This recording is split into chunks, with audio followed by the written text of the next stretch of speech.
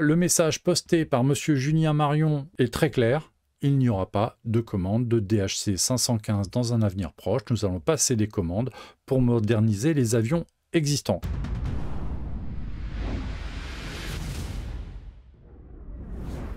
Et debout là-dedans, c'est lâché solo. Bonjour à tous, bienvenue. On va parler un petit peu d'aviation pendant une petite heure. Dans un premier temps, on va évoquer une information qui me paraît, moi, essentielle et qui n'a pas été tellement reprise par la presse généraliste. On en sait un petit peu plus sur l'avenir de la flotte des Canadair français. On sait qu'il y a des tensions depuis plusieurs années sur la maintenance, sur la disponibilité, parce qu'on a des avions qui vieillissent. Les Canadair français sont parmi les plus anciens en service. Je parle des Canadair 415, il y a des 215 qui sont bien plus anciens, qui sont aussi en service. Mais dans la famille 415, on a les plus anciens. On a le premier, le numéro 32, le Pélican 32, et le premier CL415 construit. Et ce sont des avions dont on va célébrer l'entrée en service. Alors, ils sont rentrés en service en livret en 95 et donc au mois d'octobre, il y aura une journée porte ouverte sur la base de Nîmes pour célébrer justement ces 30 ans puisque voilà, ils sont en service depuis 3 décennies. Et 3 décennies, c'est le temps de service moyen d'un avion quelque part. On construit des avions pour des carrières qui durent une trentaine d'années. On arrive au bout de cette première période et on n'avait pas d'informations sur la suite. Eh bien maintenant on en a un tout petit peu plus parce que l'information elle a été donnée de façon alors on va considérer que c'est officiel parce que c'est un message qui émane d'une personne dépositaire de l'autorité. On va voir ensemble ce qui a été dit. Voilà. Donc, samedi dernier, donc il y a une semaine, Monsieur Julien Marion, DGSCGC, c'est-à-dire directeur général de la sécurité civile et de la gestion des crises, donc le patron de la sécurité civile et de l'ensemble des moyens de secours nationaux, a posté un message sur X dont voici l'introduction, un long message d'ailleurs, qui dit ceci: j'achève un déplacement au Canada centré sur les enjeux cruciaux de la modernisation de nos capacités aériennes de lutte contre les feux de forêt. Durant ces quelques jours à Botsford avec Conair, puis à Calgary avec 2 avions de Canada, nous avons poursuivi des échanges stratégiques et techniques permettant de préparer l'avenir.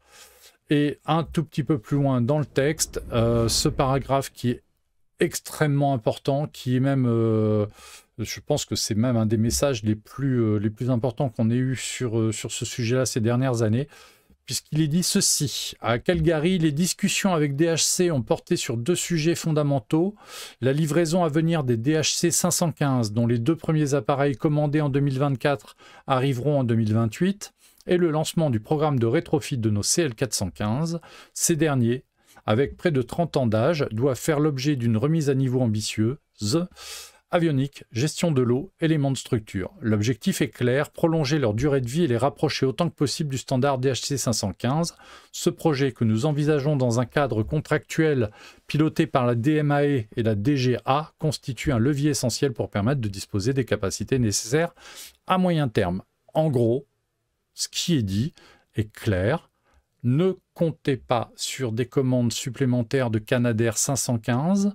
Nous allons moderniser les avions en service. Et ça, c'est pas du tout ce qui était attendu, puisque dans un premier temps, en 2022 et 2023, le gouvernement avait annoncé que la France était prête à relancer la production, à aider à la production, à la relance de la production des Canadair, que la flotte devait passer de 12 à 16 aéronefs, et le président de la République avait bien utilisé le mot Canadair. Alors, l'emploi du mot Canadair se fait souvent de façon générique.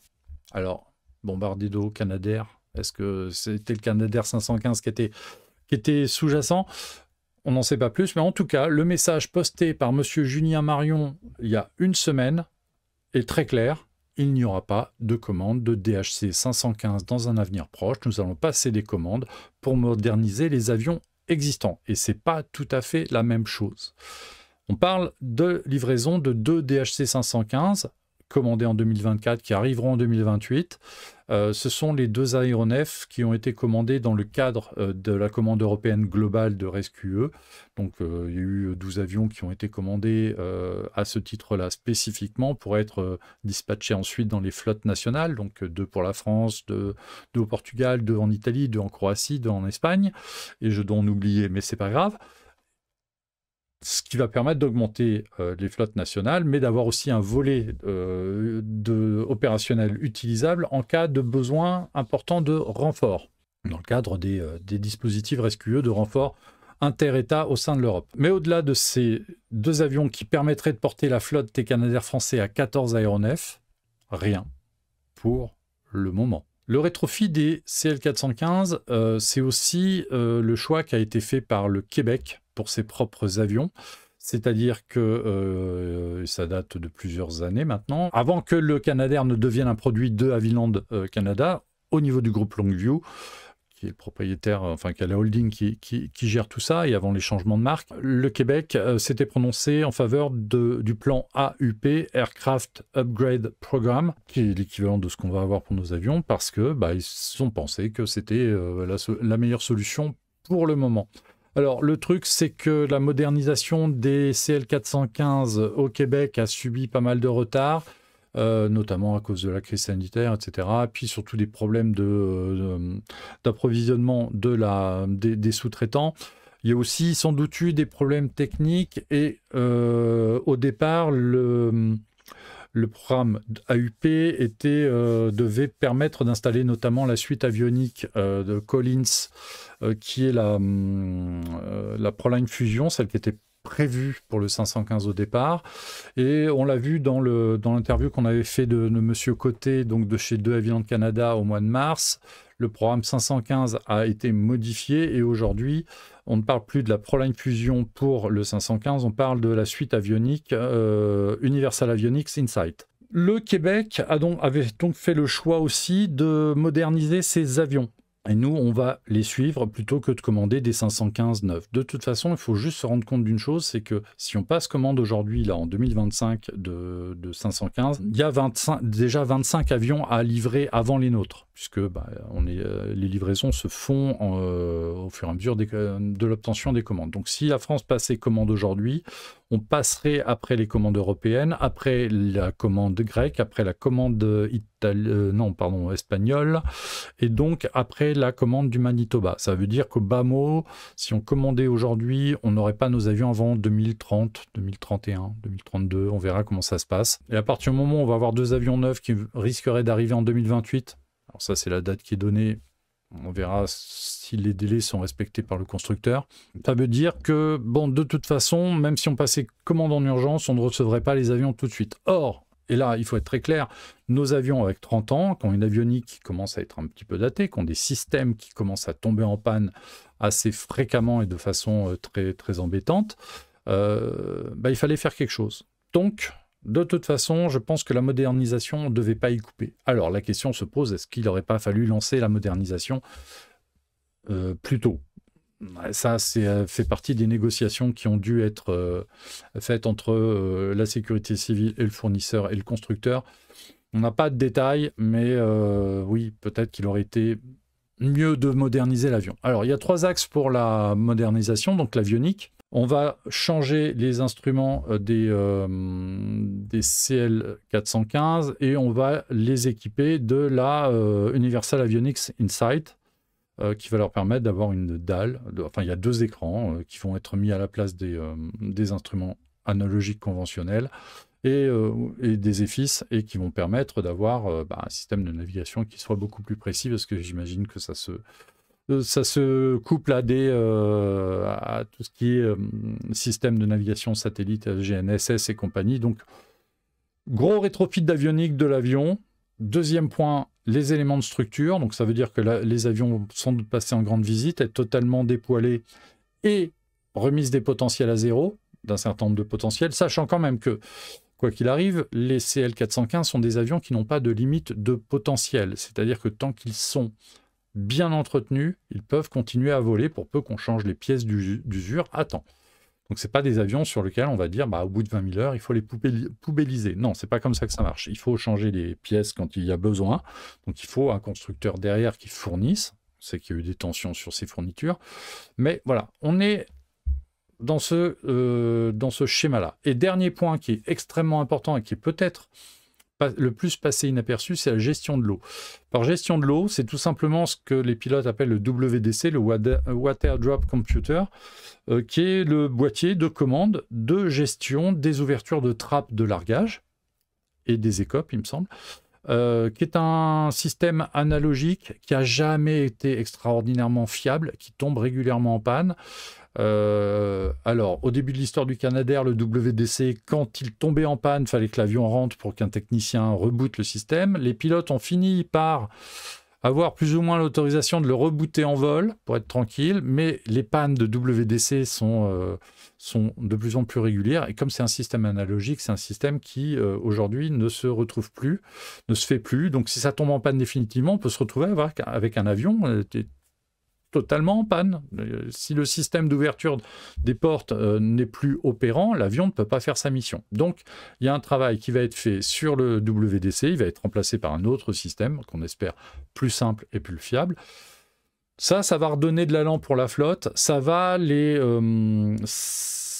rajeunir, tout en restant des avions qui restent anciens. Donc il y aura un certain nombre d'améliorations, mais ça ne va pas tout soigner. Pour l'instant, il n'y a pas d'information sur le budget qui sera alloué à ce programme-là. On n'a pas de calendrier qui a été annoncé. Il n'y a pas eu d'appel d'offres publié, mais c'est une information qui a été communiquée par le DG en personne sur X, et donc je considère, moi, ça comme une information officielle. J'ai été le seul à écrire sur le sujet, mais en fait, moi, j'ai pas fait de titre putaclic, mais si j'avais voulu faire un titre putaclic, ça se serait intitulé « Le DG annonce qu'il n'y aura pas de Canadair neuf pour la France, on va moderniser ceux qui existent ». Et ça va un petit peu en contradiction avec les discours qui ont été servis par le gouvernement depuis 2022. C'est pas une nouvelle catastrophique non plus pour la raison suivante, c'est que cette modernisation, je ne sais pas à quel rythme elle va être faite, c'est des chantiers qui sont relativement longs,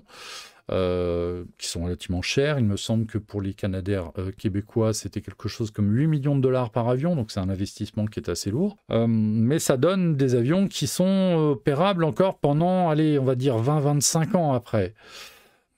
Ce que moi je vois de cette décision, c'est que ça va offrir du temps à la sécurité civile pour choisir ses options pour la suite.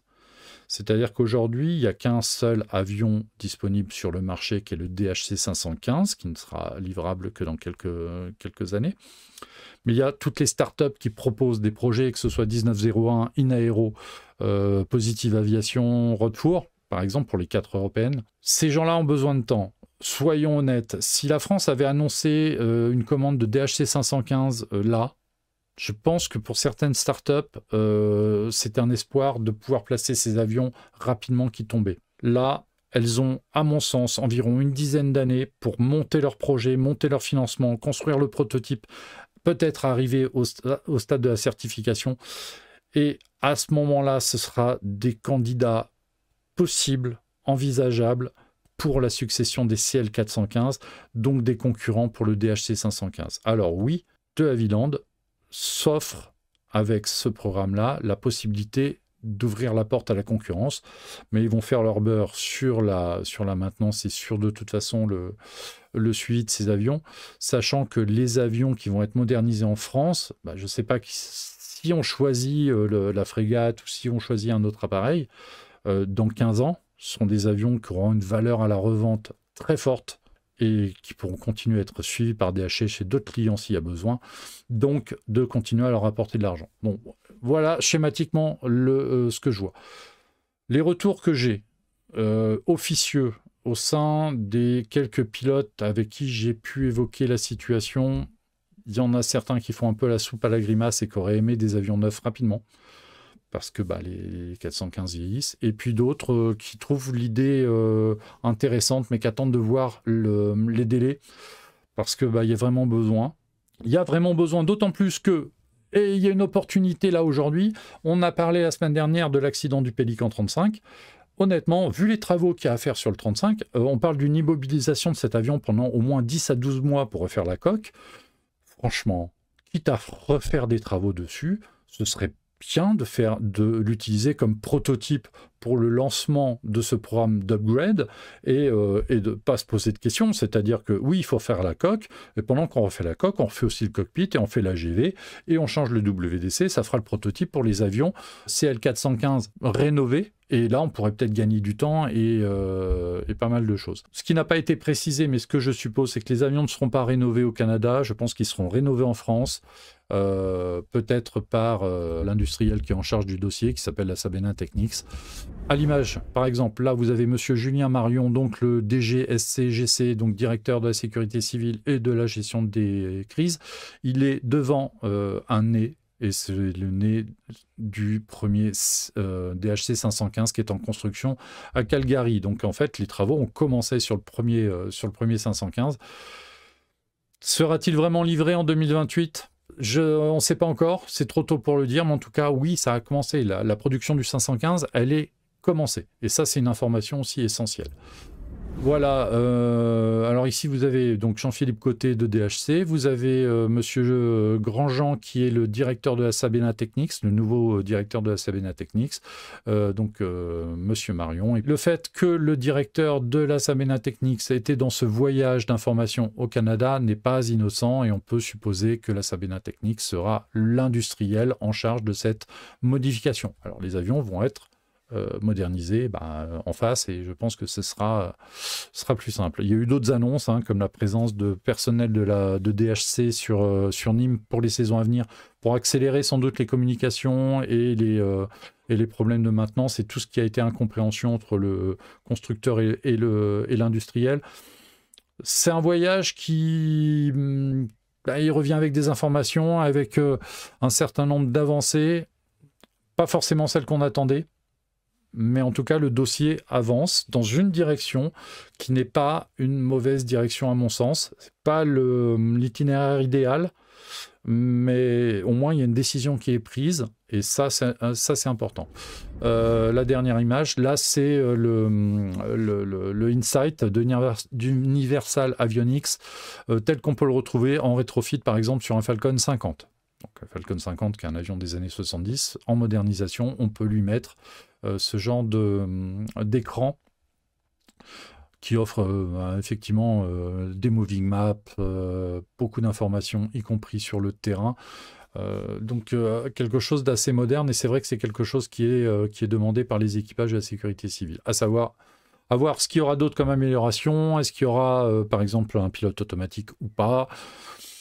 On verra, mais en tout cas, voilà, l'annonce, moi je la considère comme officielle parce que la parole d'un directeur d'un service aussi important, parole publique sur un réseau social lu comme X par exemple, je considère ça comme une information officielle. Mais il n'y a pas eu de confirmation, ça n'a pas été repris par d'autres médias que Aérobuzz pour le moment.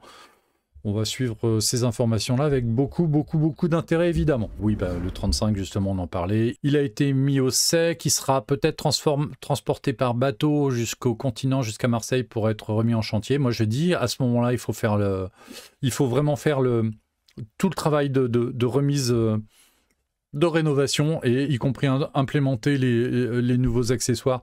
C'est une occasion unique. Là, l'avion, il est HS pour 1 an, donc il faut en profiter un max. Le 45 qui a été légèrement endommagé, lui est rentré cette semaine par envol, tout simplement. Voilà.